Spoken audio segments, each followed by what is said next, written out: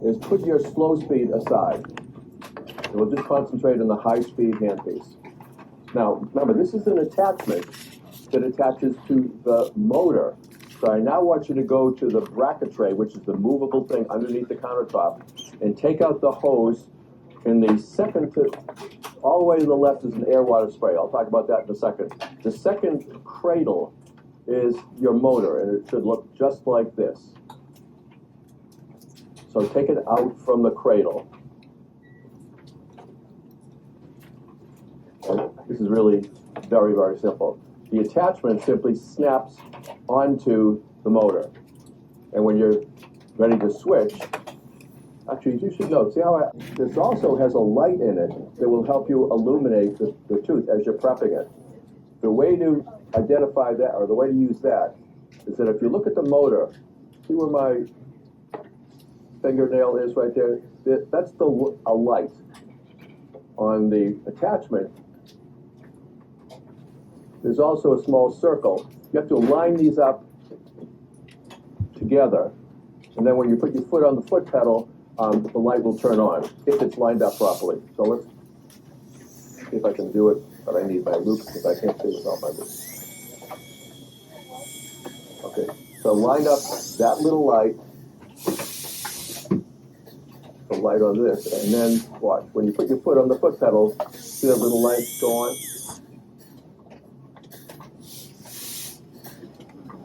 And this provides a really nice lit up feel when you're prepping the tooth. The next step is to find a 330 burr. I talked quite a bit about 330 burrs in class, but I'll show you what one looks like.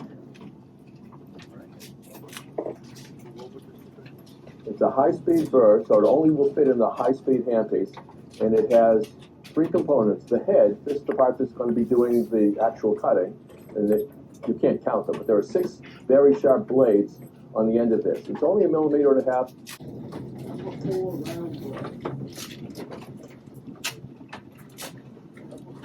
So say that, and it will look like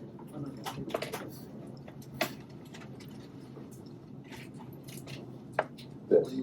Now, slow-speed burrs are very different than high-speed burrs. First of all, put the high-speed back on, and I want the setting on your delivery system to be set at 40,000 RPM.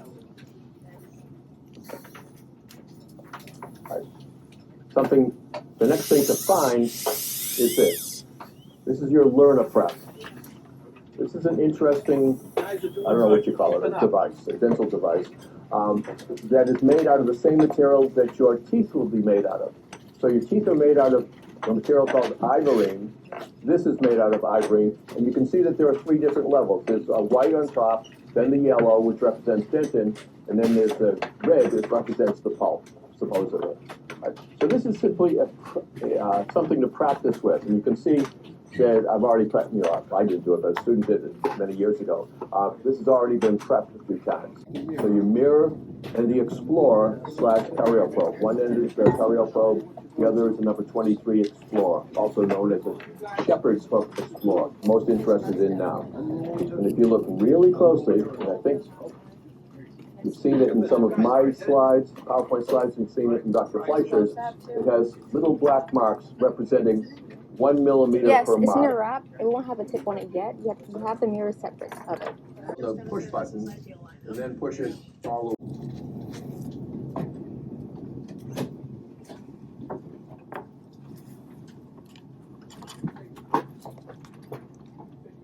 Periodontal probe, and rest the end of your periodontal probe on the floor of this hole. There's a mark there, there's a mark there, there's a mark there. So how deep is my hole? And the answer is it's 2 millimeters deep. All right. So this is the instrument that you will use to measure how deep you are. Okay.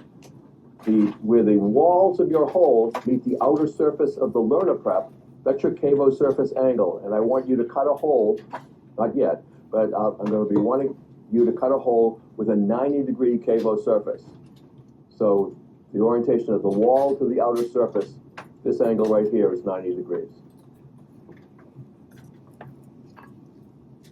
Okay, so get your perio probe ready, get your 330 ready, get your handpiece your hand nice and steady. Now, in order to properly seat this really nicely, what I want you to do is turn on your overhead light, the countertop.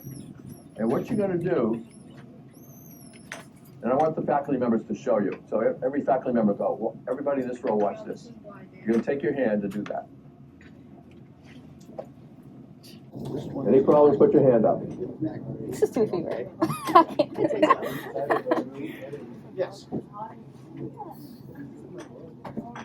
I'm ready to start drilling. All right, let me see if I can find one for you. What do you need?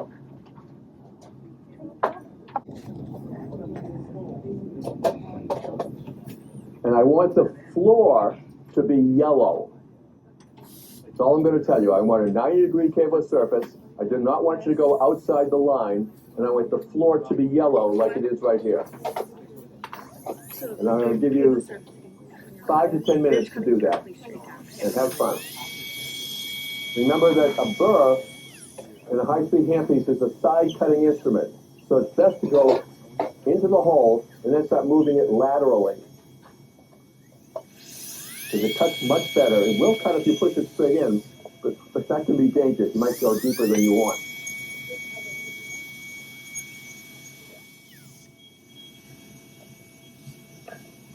And you should notice that it cuts very smoothly if it's moving left to right, forward and back, as opposed to up and down.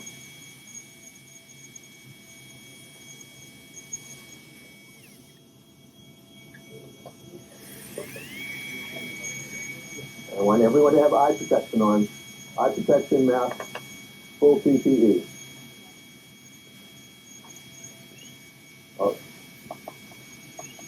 Most dentists will tell you several horror stories about eye injury, both to themselves and to their patients. So you want to protect your eyes, and you should also have your patient wearing eye protection as well.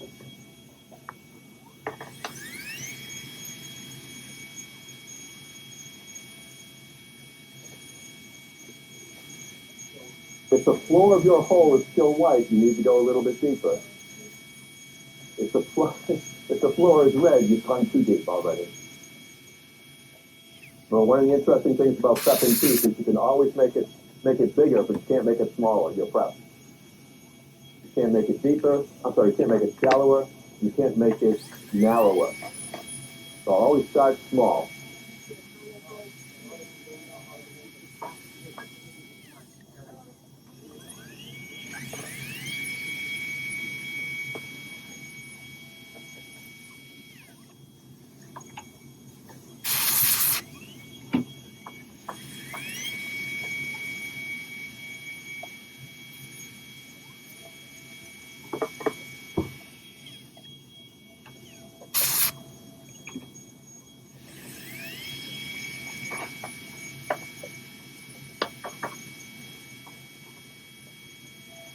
Don't be afraid. You can't do anything wrong unless you hurt yourself. In this case, that is wrong.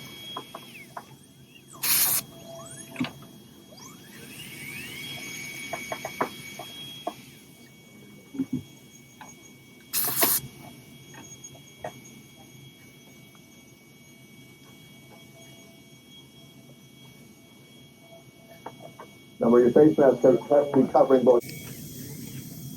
Okay, almost ready for the next exercise.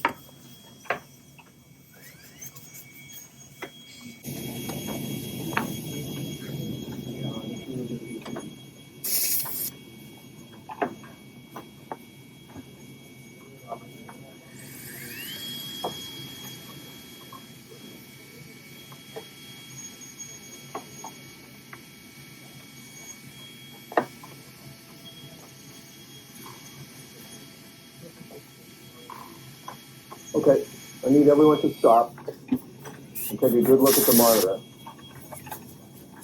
Now, almost all of you have been to blow all the dust away with your air water syringe, and always measure. It's always better to go shallow, measure, and then cut deeper if necessary, because you can't do the opposite.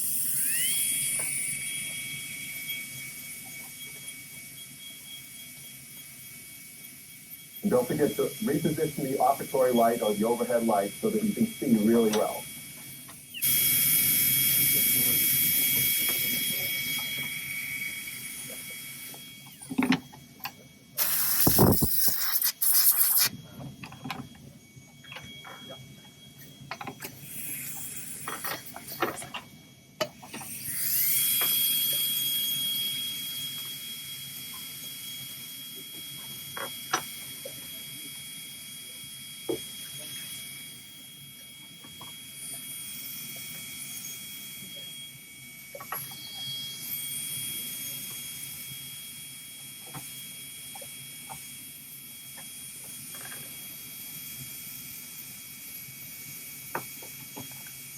The cost, so you need to move with the patient. So stabilizing your hand is really important. And we'll talk quite a bit about finger rests and bracing the patient's head and moving with the patient when the patient moves. Or you don't want to be prepping the cheek.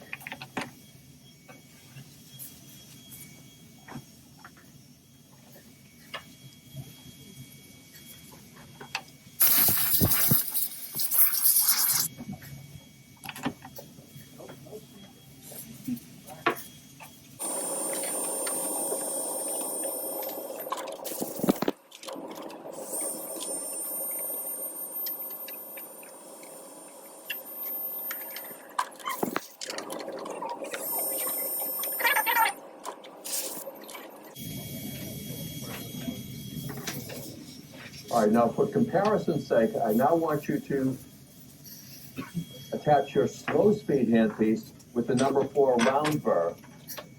So take off your high speed, attach your slow speed. And remember, this is a 1-to-1, so if the motor says 1200, that's very, very slow. Because remember, this instrument is only going to be used to excavate or scoop out red wax or soft dentin if it's a real patient. All right, so you're not going to use this at high speed. When we start doing composites, we're going to be using the low speed for finishing and polishing with discs and polishing instruments. So that's a little bit different.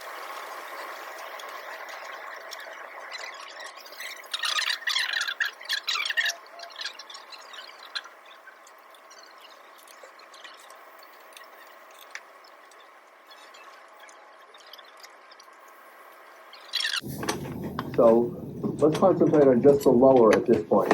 Obviously, you have a maxillary and a mandibular arch.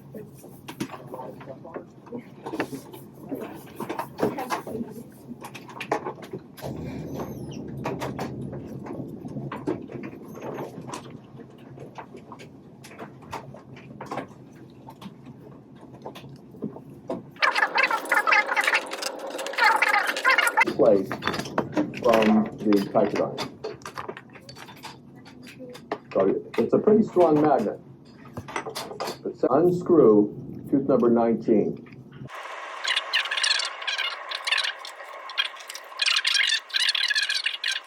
Now, on a mandibular first molar, almost 100% of mandibular first, not prepping, but making the lesion on the mesial surface, not the buccal, lingual, or distal surface.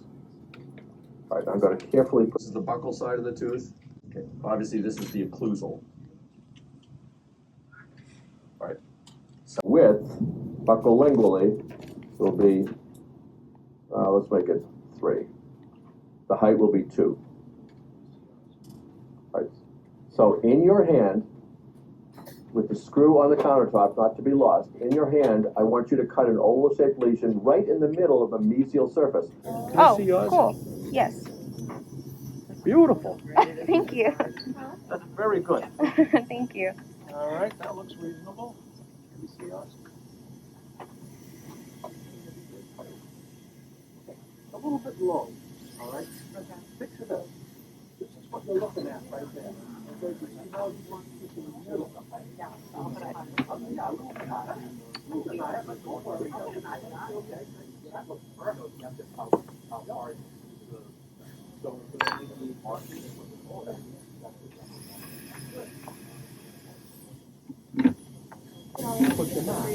worry about it. It's all right.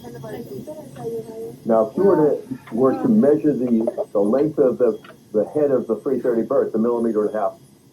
So again, that's a good guideline for you to use. Use your perio probe, but you can also use the burr. Candy, I would.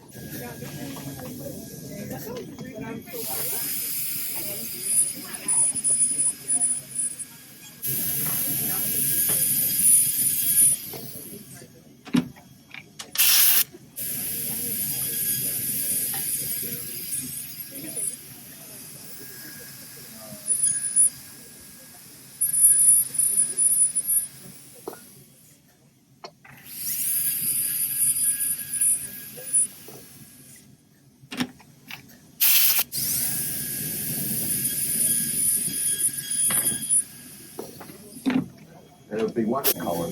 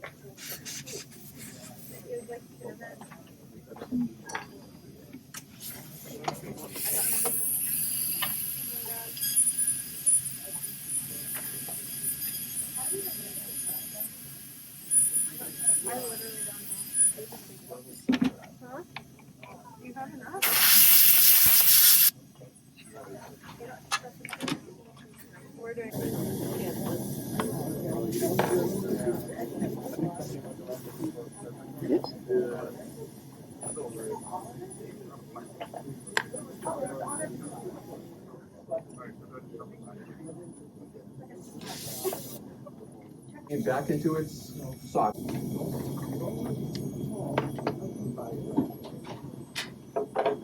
Now, what I'm about to say is really important. If these teeth are too tight, if the screws are too tight, you won't even be able to floss and you won't be able to get a rubber dam through the contacts.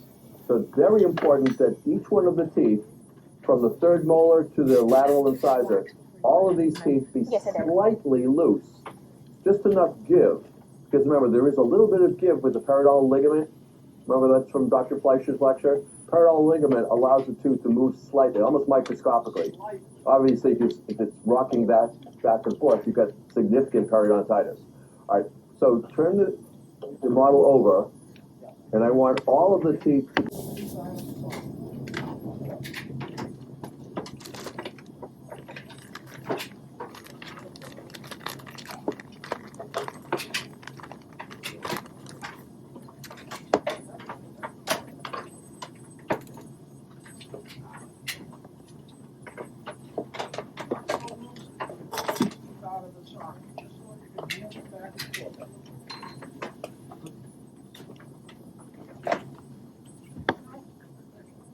Now, bear with me while I move my camera around.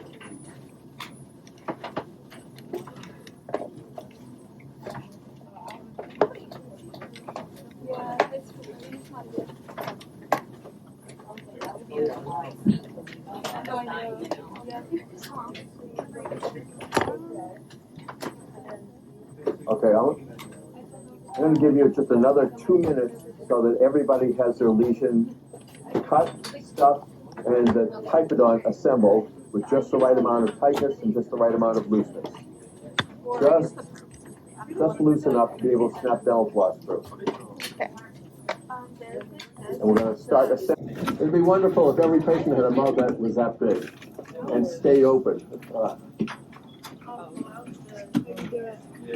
This transition between pre-clin and clinical, real patients move, and everything moves. Patient's upper part of the head, and with the knob that's closest to the front, unscrew it. Once that's done, remove the rubber face, also referred to as the rubber shroud. And many of you probably have ripped rubber faces because they rip easily. Right. So I now have the rubber face, put that aside, and we'll concentrate on dealing with the metal jaws.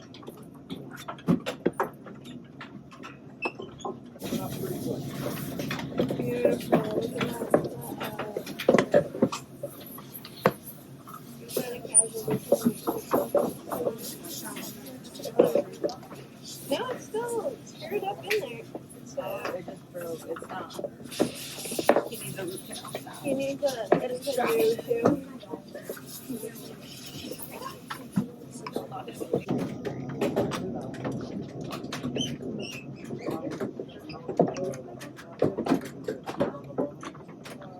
Now, in order to close this, you have to forcefully pull the mandible up into the maxilla like this.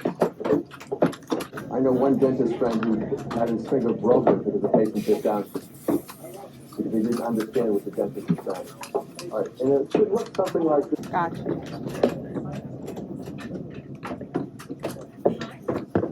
It is getting hot here. Are the rubber dam clamp forceps. When you're doing four-handed dentistry using a dental assistant, if you move this, close the jaws. All right. So this is what I want you to do now, is with the ligature in place, I'm just trying it in at this point. Do it. And 18, widen the jaws, relax your hand, and it will engage below the height of contour. Right? Remember, the patient's anesthetized. They don't realize that you've just severed the free ginger over there. All right, so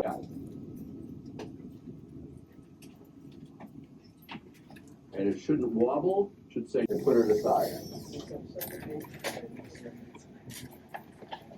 T-E-M-P-L-A-T-E, template. This template has not been used yet. After it's been used a couple of times, let me show you what it will look like. There. Represents tooth number 17, 18, 19, 20, 21. Reposition it back on the rubber dam. Center it right in the middle. And remember, this represents where the clamp is going to be. That's tooth number 18. This is the tooth. A nice dark ink mark. Now you can remove the template, and you should see, although it's not real obvious on this picture, there are 5 ink marks right here. Now the next instrument looks like, okay, now you'll notice that there's a rotating table here that will allow you to select different size holes, different diameter holes. Okay, what we've learned is the big hole, the biggest hole is actually too big. So the second hole or the third hole is good for a typodonts posterior teeth. You can have 5 ink marks. So see if I can position this underneath the camera.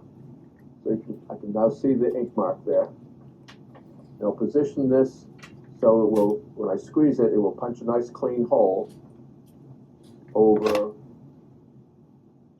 that you've already tried in and already ligated, and you keep your ligature on, and position it over the last hole with the bow going away from you.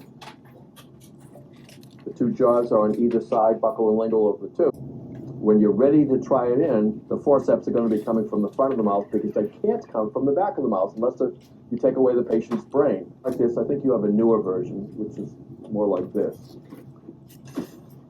But you'll notice that there are 7 prongs, a subtle curve to this that should follow the contour of the patient's face. Do not do it this way, because then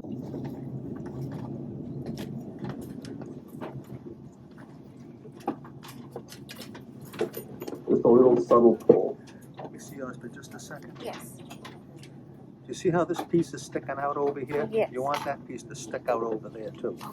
Okay, now you have You can just pull that everything little connected. point out. There There you you go. go. Now It's you Thank got connected you. to the dam. The frame is connected to the dam.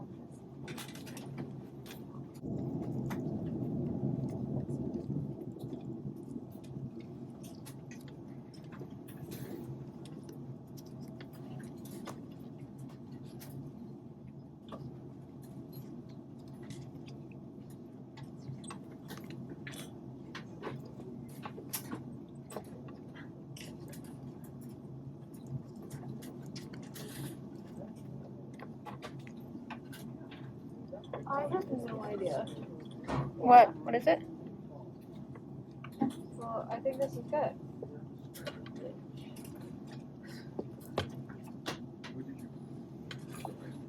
Yeah, it's like putting a fitted sheet on. Yeah, exactly. And you're like, alright. Yeah, I went downstairs. Yeah.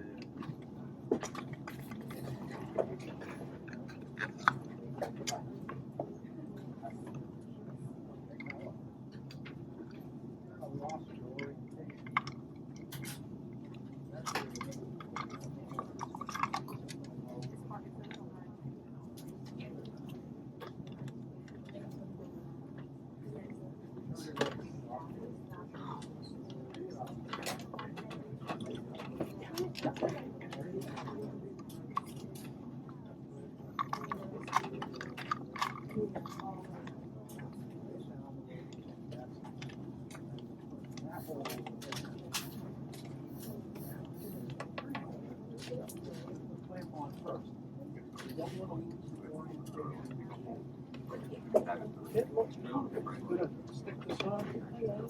Yeah, that looks good. So you stretch it out on your side. Stretch it out on your side. Stretch it out. What's that? That doesn't have to make a board. It just has to stick on it. Yeah.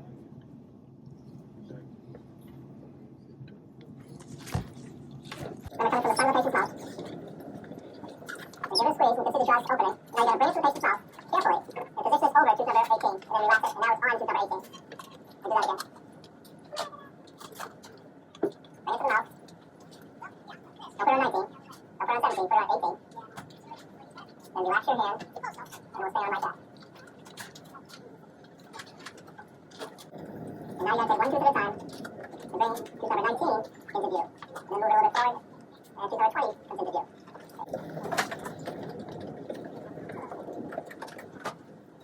Just tuck it in like that. So this is not properly inverted, which creates a much better seal than this. This is not inverted yet. Now tuck that in. So it's nicely inverted. You'll notice the rubber dam is through the contact on all of the possible surfaces. And then for the lingual, next to it is inverted on the lingual. So measure it, make it deeper or wider as necessary. Now, my strong suggestion to you is to hold your mirror in your non-dominant hand, hold your hand facing your dominant hand, and without touching the foot pedal, just run over the occlusal surface. Just get used to the motion. And keep your foot off the foot pedal. And move distally, move medially, move a little bit buccally, a little bit lingually, to make certain that your overhead line is nicely illuminating the operating field. And make certain that you're bracing the patient with both your left hand and your right hand, so the patient moves, you're going to move with them. Okay, prepare the occlusal portion of your...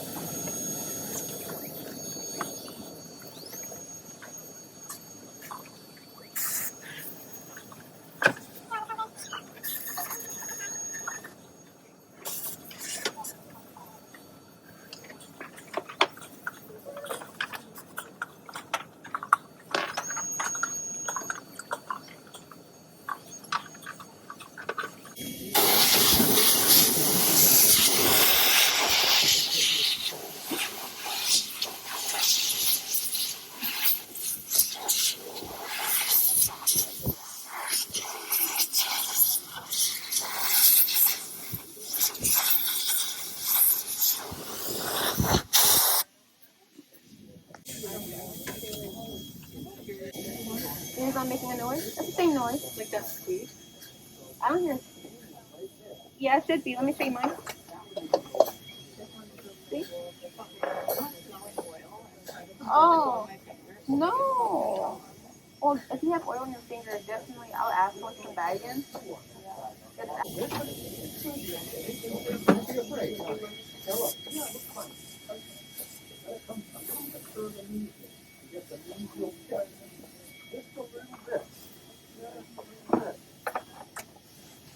Okay, can you make it the depth? Happy with the depth? And then I'll hold the perio probe like vertical, like kind of a real climb into the perio probe.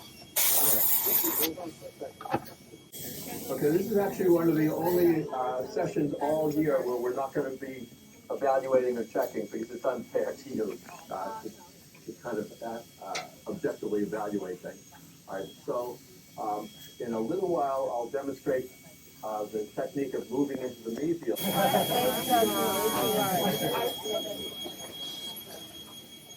Good.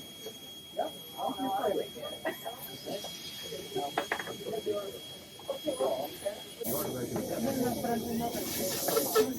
Me too. No, like literally come out. Mine is straight up the widest elbow on the planet. Wow, at least you know you get it in there. Yeah. It's gonna be in there, No it'll be problem. solid. I mean, the drawing looks something like that. Yeah. Like, they're like totally different. I think the only thing I got was equal depth, but everything else was like circle. Just like circle.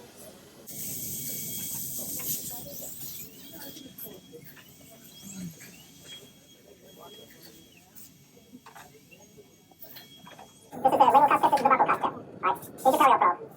Here's the first line, here's the second line, here's the third line, etc. So how deep is this now? And the answer is it's over 2 millimeters, so this is actually too deep. Alright, so when you're measuring the depth, you're going from here to here. But actually not really, because remember, the minimum depth for an amalgam is 1.5 millimeters, which only means that the thickness of the amalgam has to be at least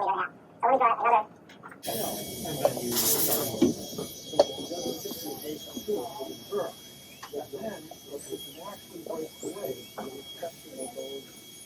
So let me draw another.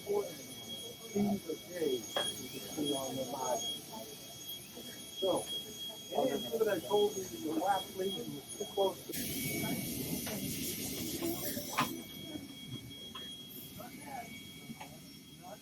Maybe a high.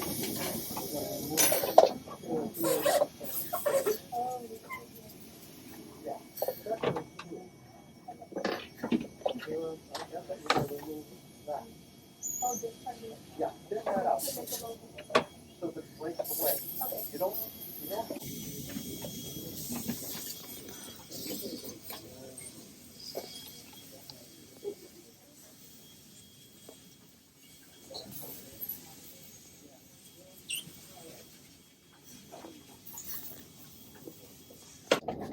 It would look like that. So this is the cutting edge right there.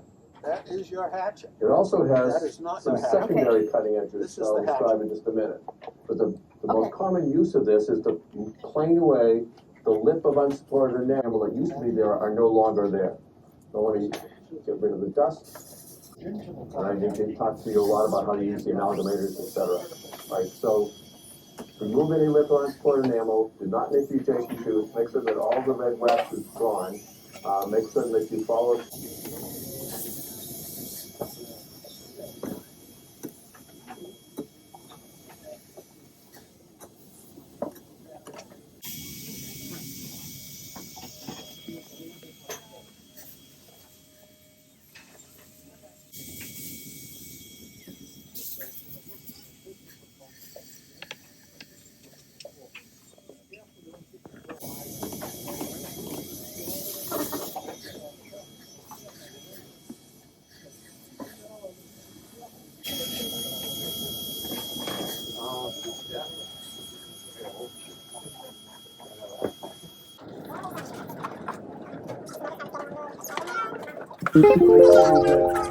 If your cup is ready, go ahead and put the matrix on just like this. If you need help with your cup breaking contact, go.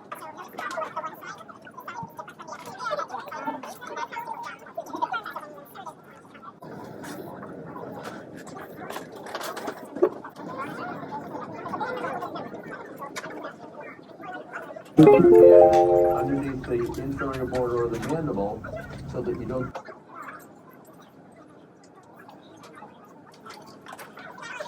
Just a little bit of amalgam that will be the outer aspect of the marginal ridge. I'm going to blow this. Watch carefully. All right. When I have this much, I'm going to switch to a larger diameter plugger. The small diameter plugger was just the starting.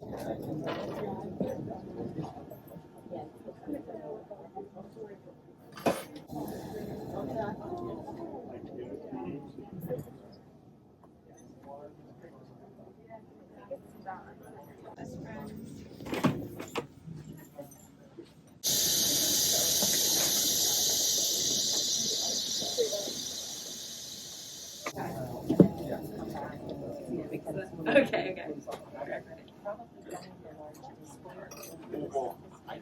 Are you gonna come with?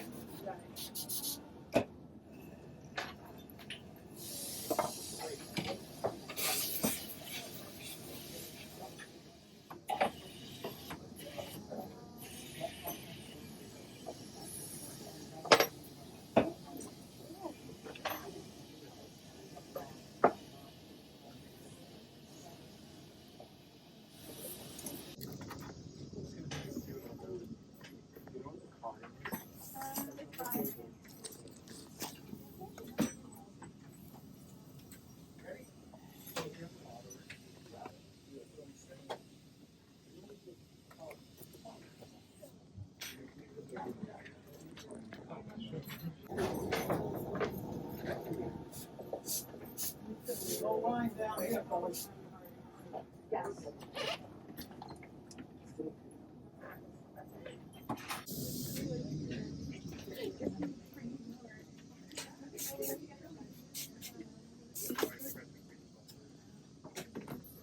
I mean, no, you need for the occlusal. Oh, for the That's, occlusal. yeah, for the occlusal. That's not a discoid Yes.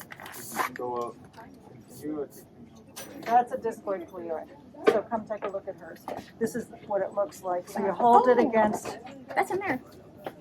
all right, and then you carve like this. You hold it against the tooth, and then you aim it into the central groove like that. Got And I'm you. watching her, adjacent marginal ridge, and you want your amalgam to be the same height as the adjacent marginal ridge. So yours is pretty good, but I'm just getting it down for you Yes. before it gets hard. Okay. Oh, thank you so much. You're welcome.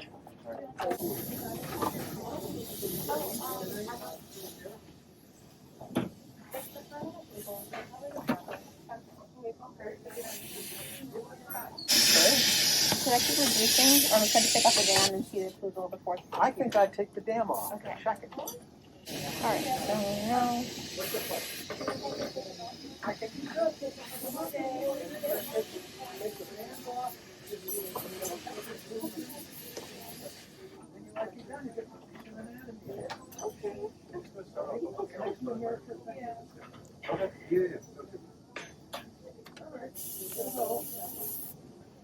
The band just below first, so that we contact.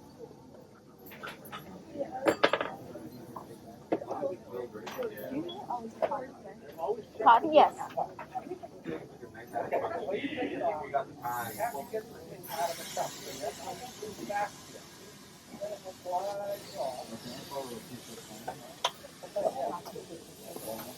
Can you cotton? Here you go. I haven't used any of this. You're welcome. Yeah.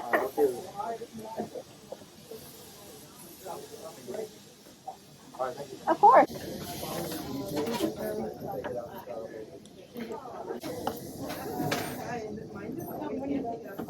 Oh, sorry. Okay.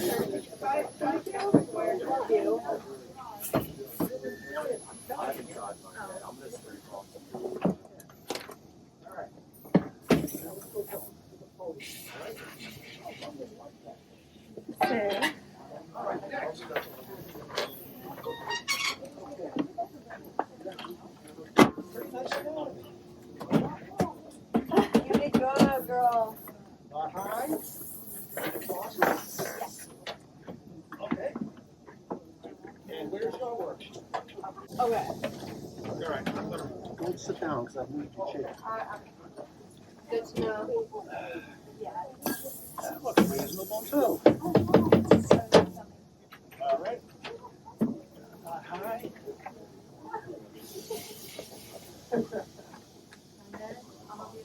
I got it through. Awfully good.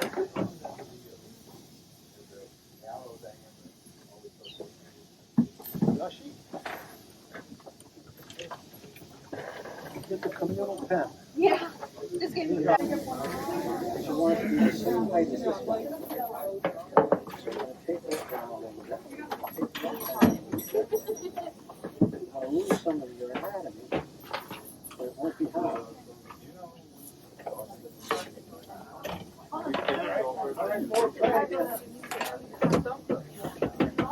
Somebody remind me before they come in here again to fix the tooth that I straight up snapped off my jaw. You ever have to fix that? And I'm like going in and it's ricocheting across the classroom. Bad time. So you need the emergency. I don't know this is You don't mind being recorded? Turn off and then Well, no, I don't mind that, I guess. Okay. Wow, I can't wait to look back on this and be like your quarter bone.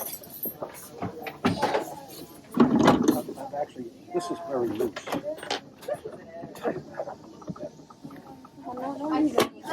I've never watched myself on camera here. So.